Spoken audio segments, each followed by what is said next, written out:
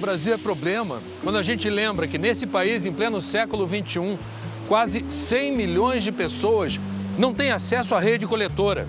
Isso corresponde a aproximadamente mais de 5.300 piscinas olímpicas repletas de esgoto in natura até a borda, esgoto sem tratamento, sendo lançado todo dia nos corpos hídricos, rios, lagoas, no nosso litoral. Isso é um desastre. Mas esgoto é solução quando é tratado, e não apenas por razões sanitárias. Você vai ver que esgoto tratado pode virar água de reuso, que é insumo, é matéria-prima para a indústria, para o setor de serviços e para a agricultura.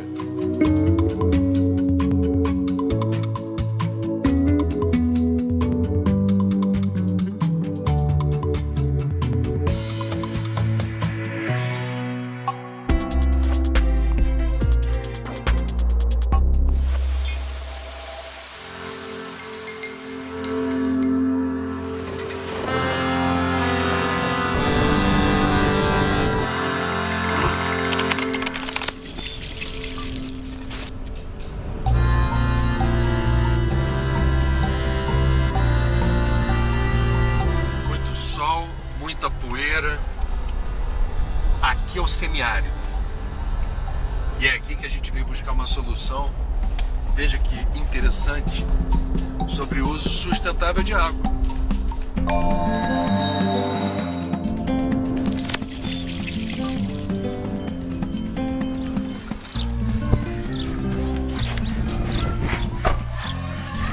Upanema, senhoras e senhores.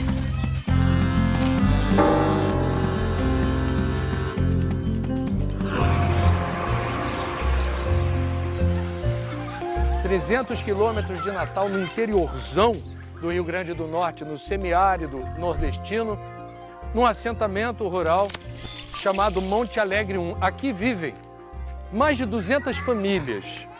Tá ouvindo aqui a algazarra, o burburinho?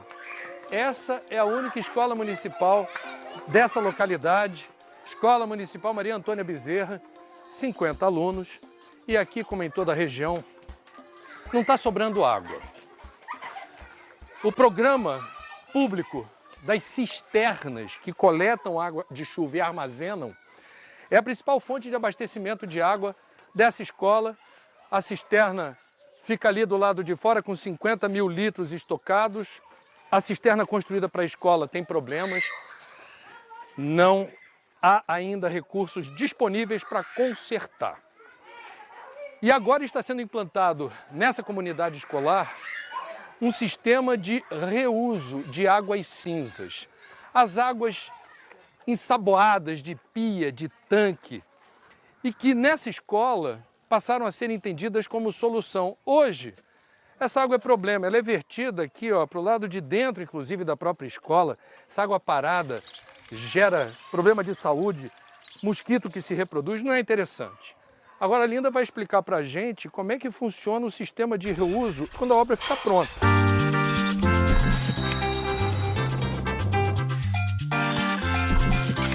Essa água cinza agora vem para cá. Vem. A gente fez toda a instalação aqui da escola, né? Antes ela era jogada para fora, né? Hoje a gente vai ligar, vai passar para a caixa de gordura, né? Aqui é a primeira retenção de poder. Isso. Caixa de gordura. Daqui passa para essa segunda parte, onde nós chamamos de decantador. Daqui nós fazemos uma instalação para o filtro, né? Onde aqui a gente utiliza carvão e brita. Após essa utilização, passamos para o reservatório final, que é esse, que daqui nós fazemos uma instalação, né? Colocamos bomba. Quanto custa? Em torno de 4.500. E é uma solução de manutenção simples? Isso, isso. Não tem custos de manutenção? Não, tem não.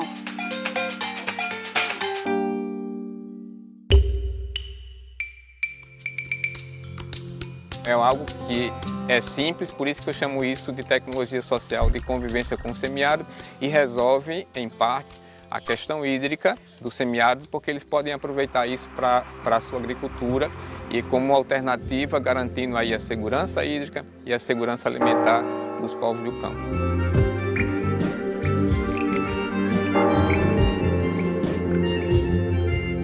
Antes se pensava muito em combate à seca, hoje a gente não fala mais de combate. Cabe a nós, né, conviver com esse problema, porque as chuvas elas são concentradas em 4 meses do ano e nós temos mais ou menos 8 meses de escassez de água.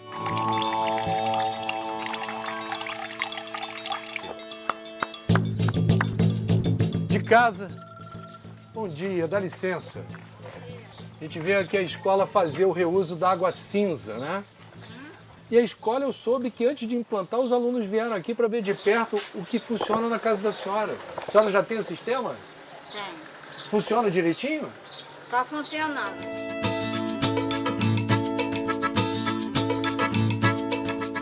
É isso daqui que garante que a senhora tenha a plantação. É, porque a água dentro de casa que eu reproveito todinha. Do banho, da pia, dos pratos.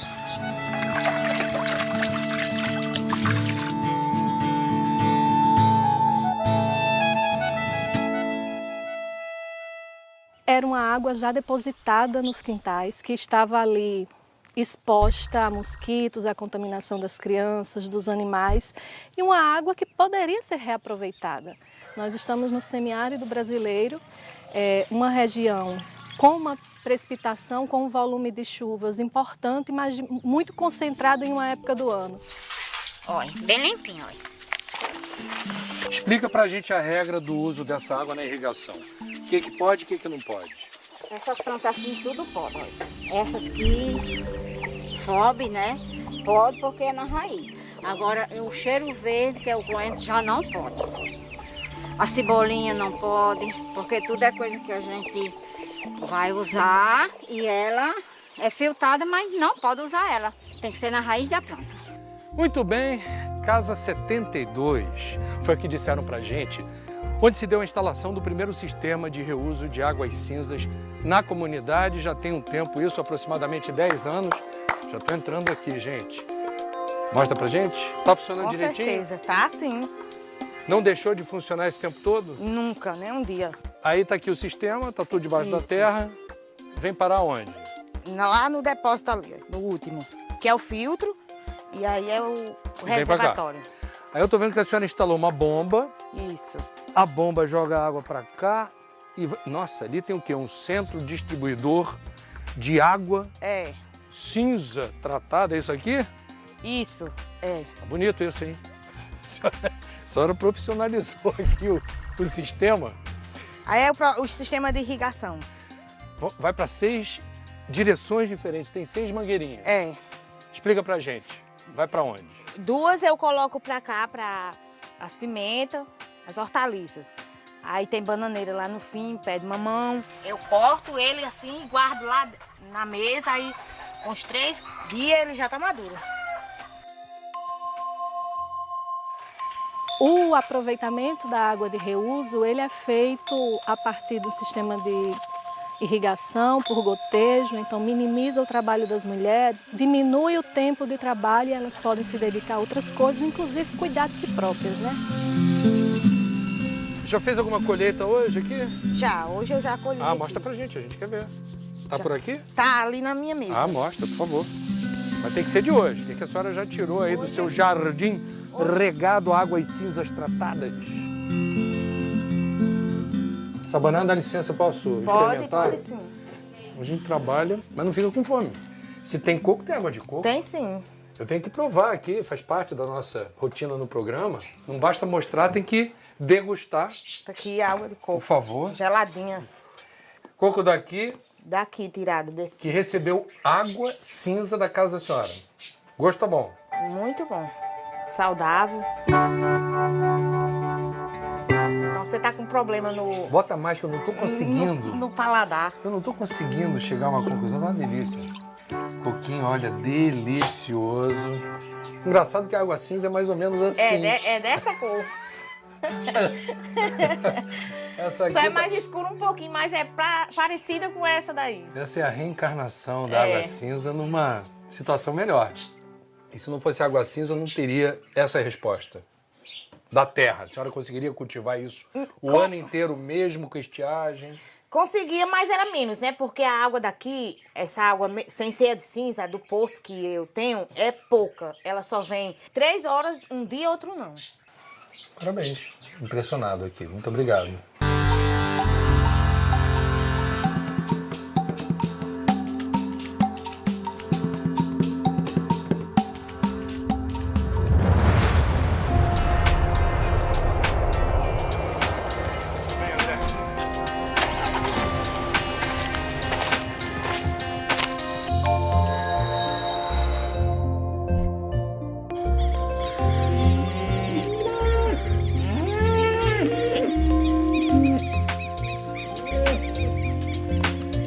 Que produção leiteira com essas lindas vacas tem a ver com água de reuso?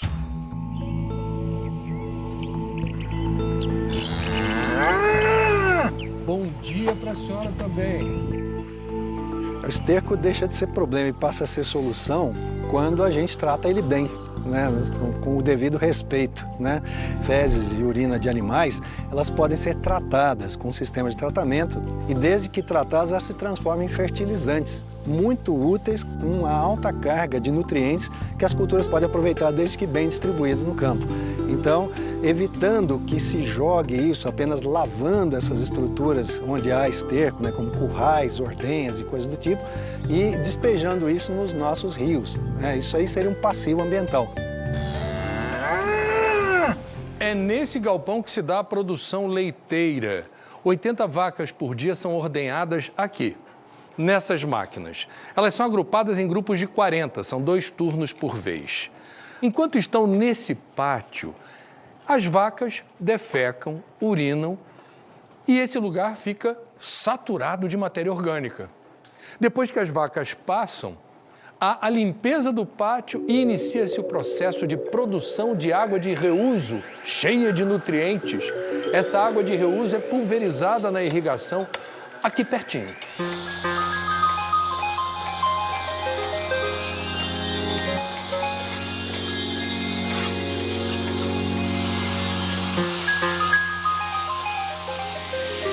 A gente hoje reaproveita todo esse material, todos esses nutrientes que estariam sendo perdidos vão para as nossas pastagens. Então assim, nós vamos ter um aproveitamento basicamente de 100% dessa água. Qual é o volume de água com fertilizante que você produz com esse procedimento tão simples? Então assim, aqui no nosso caso seria mais ou menos ao redor de 4 vezes o volume de leite que a gente produz, que está em 1.500 litros, seriam 6.000 litros todo dia. Tá? Então, todo dia, 6.000 litros de água com fertilizante que a gente leva para as nossas pastagens. Os dados da ANA, Agência Nacional de Águas, agora de 2021, contam para nós que a agricultura como um todo responde por 60% da água captada no país. Desse total, 50% mais ou menos são colocados para irrigação. Então, é o maior uso de água captada no Brasil. Portanto, qualquer interferência que a gente faça nesse uso de água vai ser positiva em termos de economia, se a gente racionalizar o uso de água na irrigação. Se você não estivesse fazendo isso, o que seria a tua rotina hoje, em termos de demanda de fertilizante ou de água? Conta pra gente. Não, com certeza eu precisaria de muito mais, né? Eu teria que estar comprando esse nutriente fora da propriedade para jogar dentro aqui, enquanto que eu tenho um nutriente que ele está ciclando dentro do próprio sistema, né? Então, assim, é um sistema extremamente inteligente, sustentável, né, que tem e dá economia para a gente como produtor. Cada animal desse, adulto, como essa vaquinha que está aqui do meu lado, produz por dia aproximadamente 40 quilos de esterco, o que para boa parte dos empresários rurais ligados à produção de leite é um problema. Para o dono dessa propriedade, aqui em Serra Negra, no interior de São Paulo, é solução. Aqui, esterco não é despesa, é receita. Tá vendo ali? Parece caldo de cana carregado. Não é nada disso, é esterco e urina de boi que vem para esse recipiente de quantos litros? São 20.000 litros cada caixa, tá? Naquela primeira caixa vem o material, então a gente tem a parte de flutuação, então tem muita fibra, né? O esterco tem fibra. E também se tiver alguma questão de areia, sujeira mais pesada, então você vai ter a parte de cima, a parte de baixo, a decantação. O sobrenadante passa para essa outra caixa, que também tem 20.000 litros. E aqui dessa caixa você tem um retardo, normalmente aí de 7 7 dias em que esse material sofre um processo biológico, tudo, e depois daqui isso automaticamente vai sendo injetado no sistema de irrigação. Que nutrientes estão aqui? Olha, basicamente os nutrientes que as plantas precisam, né? Nitrogênio, fósforo, potássio, enxofre, cálcio, magnésio e também os micronutrientes, né? Então, assim, é um material muito rico e muito importante para o nosso sistema. É pulverizado na pastagem? Na pastagem, a gente usa para as nossas pastagens junto com o sistema de irrigação. Do cardápio de tecnologias mais indicadas para reduzir desperdício de água, quais aquelas que você costuma recomendar ou observa por aí? Nós temos que falar da inteligência artificial. Vou dar um exemplo aqui da propriedade que nós estamos. O sistema que ele colocou aqui para fazer a gestão custa perto de 2 a 4 mil reais, colocando todos os equipamentos. E ele está fazendo gestão numa área de 20 hectares. Qual é a vantagem, objetivamente? Direto. A vantagem mais direta, ele vai fazer o uso responsável de água com certeza. E ele não precisa se preocupar em ficar vigiando isso. O sistema se vigia sozinho. Então ele faz a computação do consumo de água da cultura, depois ele faz o cálculo de quanto é necessário irrigar, transforma aquilo em tempo de irrigação e também monitora a chuva. Se ele for fazer uma irrigação noturna com um controlador automático padrão, se chover à noite ele vai estar irrigando na chuva. E o sistema de inteligência artificial permite vigiar se está chovendo. Se chove, ele para a irrigação e automaticamente reduz esse consumo. E num passo seguinte, quando a chuva para, o sistema recalcula a necessidade de água. Se a chuva foi suficiente, acaba a irrigação. Se ela não foi suficiente, o sistema recalcula a lâmina e liga novamente com o tempo adequado, economizando muita água, né? As estimativas que nós vemos aqui nessa propriedade mostra para nós que a economia pode chegar até a 40% da água aplicada pelo método anterior que ele utilizava, que já era melhor do que nenhum método. Dentro da irrigação, a irrigação noturna deve ser uma tecnologia muito incentivada sempre que for possível. Primeiro porque a gente não compete com o sol, né? O sol entra nesse sistema quando a gente aplica a água da irrigação, evaporando parte dessa água. Num segundo passo, nós também não competimos com outras atividades diurnas por uso de energia. E isso reduz a nossa necessidade de novas hidrelétricas, novas termoelétricas e coisas desse tipo. Em terceiro ponto, o produtor tem uma redução de custo porque à noite ele tem desconto para pagar essa tarifa de energia elétrica.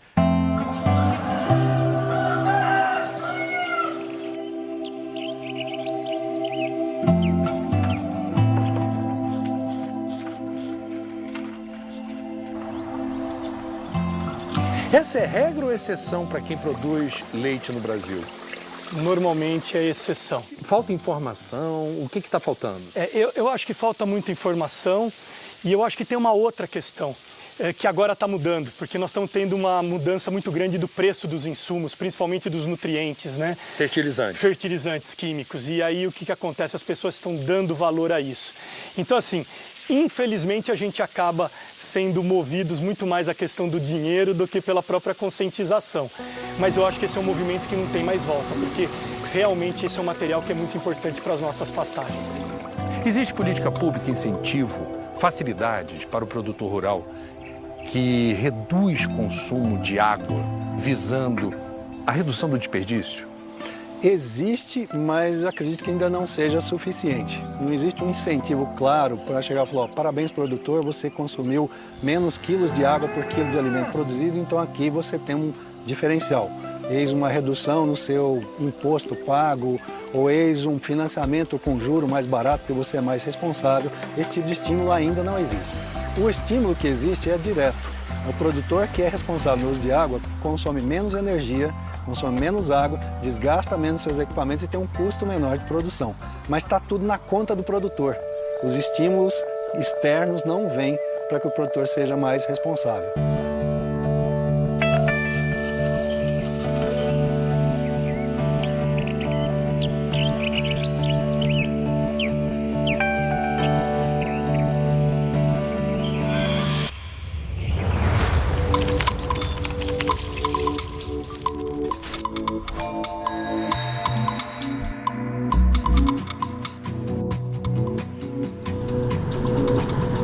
Quanto maior for o consumo de água, mais interessante se torna um projeto de água de reuso. E é isso que acontece nessa lavanderia da Zona Norte de São Paulo, especializada em lavagem de tapetes. Eu nem vou tocar nesses tapetes, porque eles chegam aqui sujos, encardidos. E nessa parte da lavanderia que se opera a lavagem do tapete com elevadíssimo consumo de água. Aproximadamente 100 litros de água por tapete. O tapete sai daqui limpinho, mas a água fica, ó, cinza, encardida, cheia de impureza. Antes era canalizada direto para a rede de esgoto. Desde 2020, o destino passou a ser outro. Essa água passou a vir para cá, de onde é bombeada para 2 imensos tanques de armazenamento e tratamento. Por dia nessa lavanderia, são tratados 15 mil litros de água, que era água suja de esgoto, e agora vira água de reuso. Graças a esse sistema, a conta de água da lavanderia despencou de R$ 8.000 por mês para apenas R$ 1.500.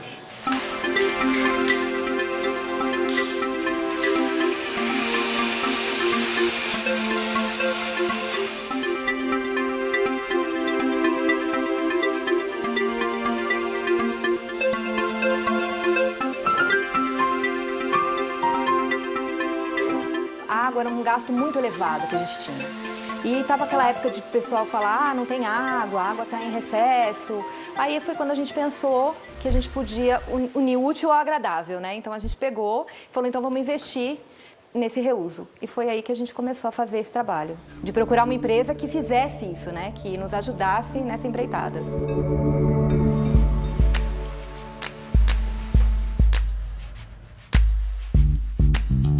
Qual é o momento do reuso de água no Brasil? Qual é a leitura que você faz desse mercado hoje?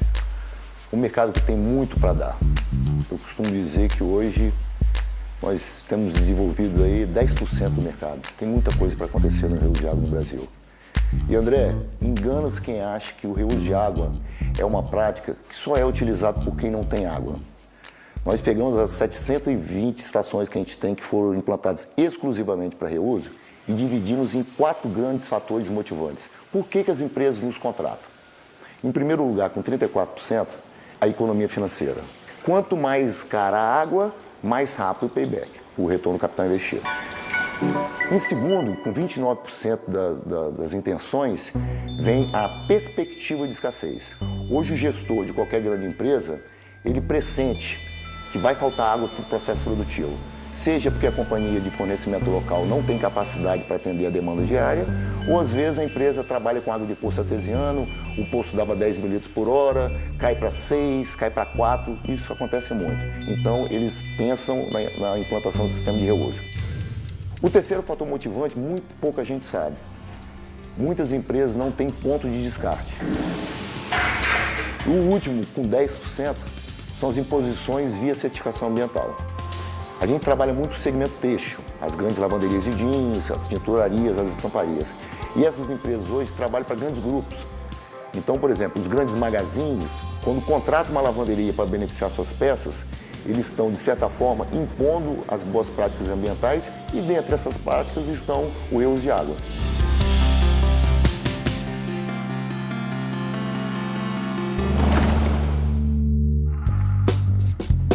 Quanto tempo levou para recuperar o valor do investimento? Como é que vocês perceberam a mudança da rotina aqui? Então, foi 60 mil investido e em 10 meses foi recuperado esse dinheiro, esse valor. E a rotina mudou porque a gente acabou tendo que mudar muitas coisas, porque não é só você adaptar, né? Você tem que modernizar toda a equipe, você tem que modificar uma série de coisas. A gente foi indo aos poucos, mas em 10 meses a gente conseguiu ficar redondinho, que a gente fala. Das 720 instalações de água de reuso feitas pela empresa dele, a maior parte, 70%, foram em lavanderias industriais. E agora você vai mostrar pra gente, de forma didática, usando um vasilhame de vidro, o que acontece no processo de depuração do esgoto, que era descartado assim, e se transforma em água de reuso. Como é que funciona? O tratamento que possibilita o reuso é o tratamento físico-químico. O que acontece no interior do reator, eu vou mostrar aqui. Isso é como se fosse o que era descartado como esgoto. O que era descartado como esgoto. Então, só que essa tem é água todos bruta. esses produtos químicos. Depois de dosarmos o coagulante, o alcalinizante, o microbiocida e o polímero, a gente observa a coagulação da sujidade. Essa coagulação, a tendência é ela decantar. Então, a água sobrenadante, que é água limpa, passa por uma filtragem e está apta a ser usada no processo industrial. O lodo decantado, ele é descartado num leito de secagem, ele é desidratado, porque ele é corretamente destinado ao aterro sanitário. A empresa paga por quilo. Quanto mais seco o lodo, menos paga. Então, é muito importante que as empresas reusem a água, mas que destinem corretamente o resíduo sólido. A gente observa.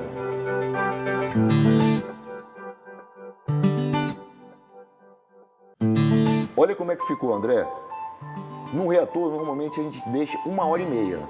Vamos fazer a separação aqui da água. Esse é o resultado final da água. pH 6,67, desinfectada e totalmente apta para ser reusada nos processos aqui da lavanderia. Água de reuso. Água de reuso. As impurezas aqui acumuladas no fundo. Essa segregação que é o trabalho do reator. É o processo físico-químico.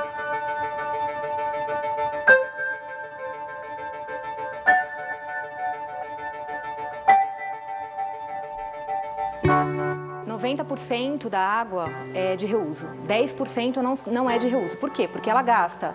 O tapete, ele suga a água. Ainda assim vale a pena? Vale a pena.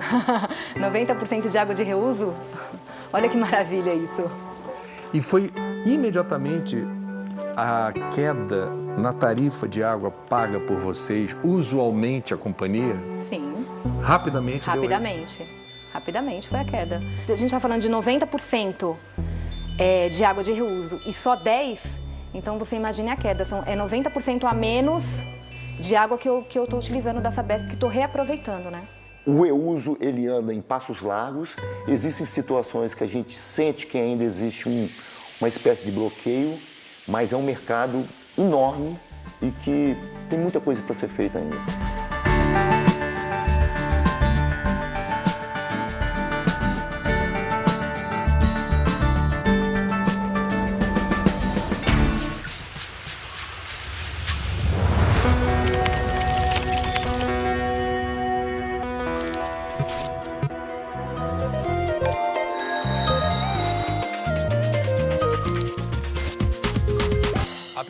Etapa do processo de tratamento de esgoto em qualquer companhia pública ou privada não tem nada a ver com esgoto.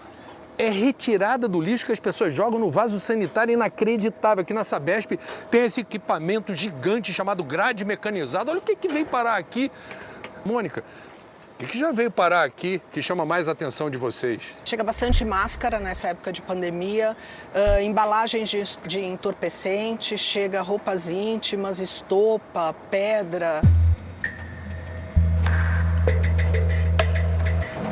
Toda sorte de coisas que não eram para estar no esgoto.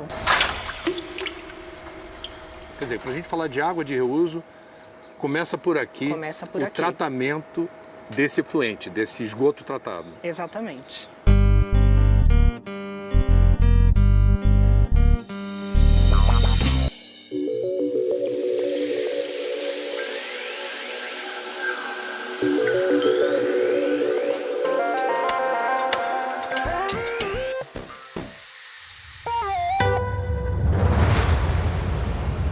Essa é a única estação de tratamento de esgoto do Brasil que foi projetada apenas e tão somente para abastecer não com esgoto tratado, mas com água destilada, água desmineralizada.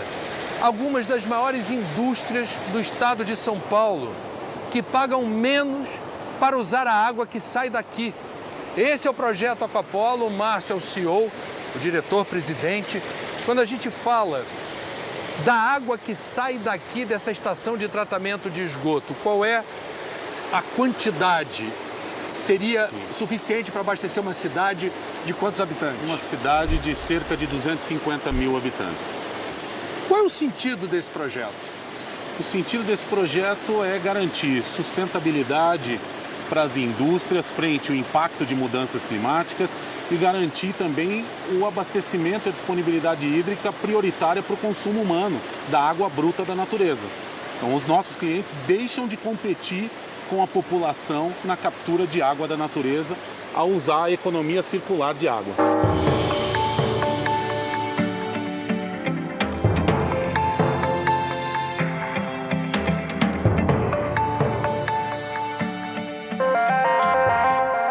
Durante a crise hídrica do Cantareira, 2013 a 2015, houve uma evasão de algumas indústrias no estado de São Paulo porque não havia água disponível para produção. Muitas foram inclusive para o Paraná. Sim. Projetos como esse, que você está à frente, garantem segurança no abastecimento da água que a indústria precisa, independentemente da disponibilidade de água nos mananciais. Sem dúvida. Pode parar de chover, pode faltar água, mas o esgoto não para de ser gerado e de chegar aqui. Qual é o faturamento do projeto Aquapolo? 140 milhões de reais ano, né? Altamente sustentável financeiramente. Qual o percentual que vocês estão produzindo em relação à capacidade instalada? Tá, hoje a gente utiliza entre 65% e 70% da nossa capacidade instalada, tá? E cerca de 50% da capacidade total da planta, considerando a possibilidade de expansão. 10 anos depois do início desse projeto, por que está tão difícil operar plena carga, considerando a ótima ideia de uma água de reuso para uma água tratada de esgoto que antes não tinha propriamente função, não era entendida como matéria-prima? Eu acho que, primeiro, conhecimento por parte dos empresários, do setor industrial, incentivo principalmente, seja através de legislação, através de carga tributária, através de reduções de alguma forma para que isso aconteça. Qual é o potencial desse esgoto tratado no nível de resolução que a gente vê aqui? Qual seria a melhor empregabilidade dessa água? Apenas para a indústria ou há outras possibilidades? Há todas as possibilidades, inclusive a de potabilização, o que em vários lugares do mundo já é feito e tratado como reuso potável direto. Existe o indireto, passando pela natureza. Falta, assim, mais uma ação técnica, né, de todos os órgãos aí de governo, no sentido de desmistificar o que é reuso, apresentar, né, os benefícios que o reuso pode ter e, obviamente, entender que reuso já se faz, porque a água é a mesma, a gente não cria água nova, a água é sempre a mesma, ela está num ciclo natural. O que a gente fala de reuso é fazer o quê? Encurtar esse ciclo natural de recuperação de qualidade da água com tecnologia. Tem, na verdade, uma insegurança jurídica que tinha no Brasil era, nós não temos uma regulamentação, hoje estou falando agora em reuso potável. Não temos uma regulamentação. O que aconteceu? A Organização Mundial da Saúde, considerando a experiência mundial em programas de reuso potável, publicou uma diretriz em 2017 estabelecendo os critérios para a implantação de programas de reuso potável para qualquer país que queira implantar isso. O que significa essa diretriz da OMS? É a mesma coisa da diretriz que dá suporte para a nossa norma de água potável, da portaria do Ministério da Saúde da água potável. Então, ou seja, nós temos hoje todos os instrumentos que seriam possíveis de serem utilizados para viabilizar, inclusive, o reuso potável. Estamos longe de chegar a esse ponto no Brasil? Espero que não. Existem algumas discussões, acredito que dentro de alguns anos, e a depender do impacto das mudanças climáticas aí, pode ser acelerado ou não.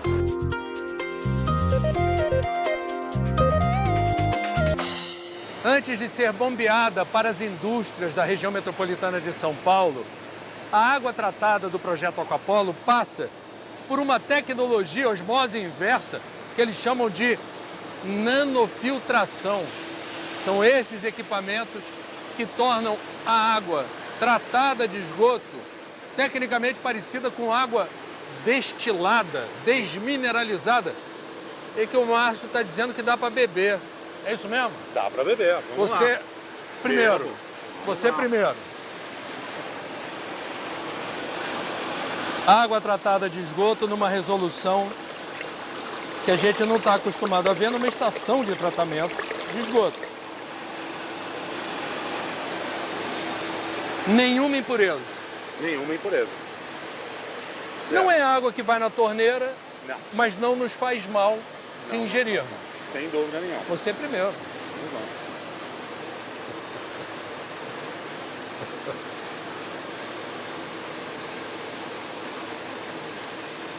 Sem gosto, sem cheiro, cristalina, todas as características de água limpa. Eu provei porque o Márcio garantiu que essa água é segura e confiável.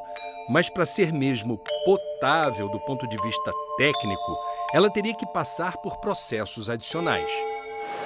Em alguns lugares do mundo, a água tratada de esgoto é ligada à rede de abastecimento. Exatamente. No Brasil ainda não há regulamentação para isso. Não. Qual é a sua opinião? Daria para fazer? Dá para fazer, tranquilamente, com segurança.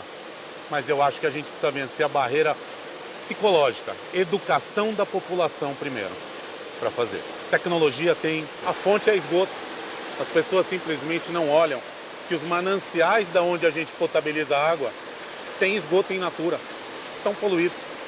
Tecnicamente, algumas estações de tratamento de água no Brasil seriam estações de tratamento de esgoto. Sim, tecnicamente. Nos últimos 10 anos, reuso de água cresceu no mundo em capacidade instalada 130%. Então, e no Brasil, zero? No Brasil, zero. Infelizmente. Bom, não vemos no Cidades e Soluções problema nenhum, porque a gente tem acesso, além do Márcio, a muitos técnicos que há algum tempo vêm dizendo: o Brasil precisa se atualizar, viabilizando a interligação na rede de abastecimento de água potável da sua torneira, do seu chuveiro, da sua pia, máquina de lavar, água tratada de esgoto, risco zero, economia nos processos. Sim.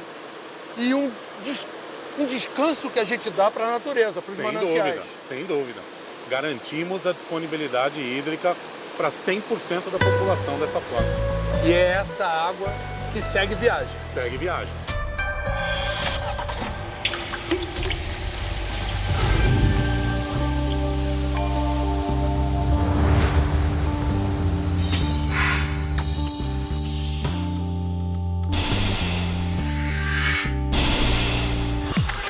Toda fábrica de pneus consome muita água.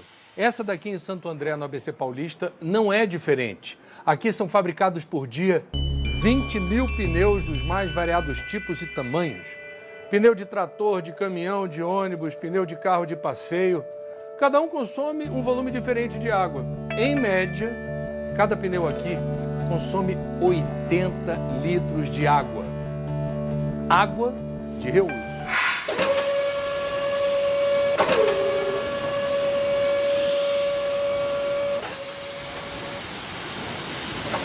Precisa de água para gerar vapor, para poder vulcanizar os pneus, você precisa de água para resfriar o processo e as máquinas. Então, tudo isso consome muita água.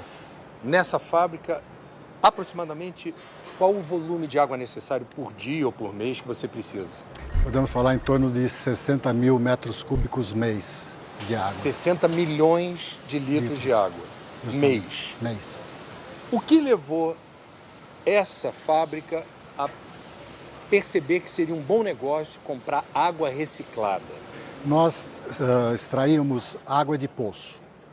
Em 2015, quando a Aquapolo apresentou essa proposta, nós fizemos um balanço econômico que não tinha uma grande diferença entre o custo da água de poço porém, ecologicamente, era muito, muito interessante. E qual foi a diferença econômica? Olha, aproximadamente 3 milhões de reais naquela época, a menor ano, quer dizer, é um valor baixo.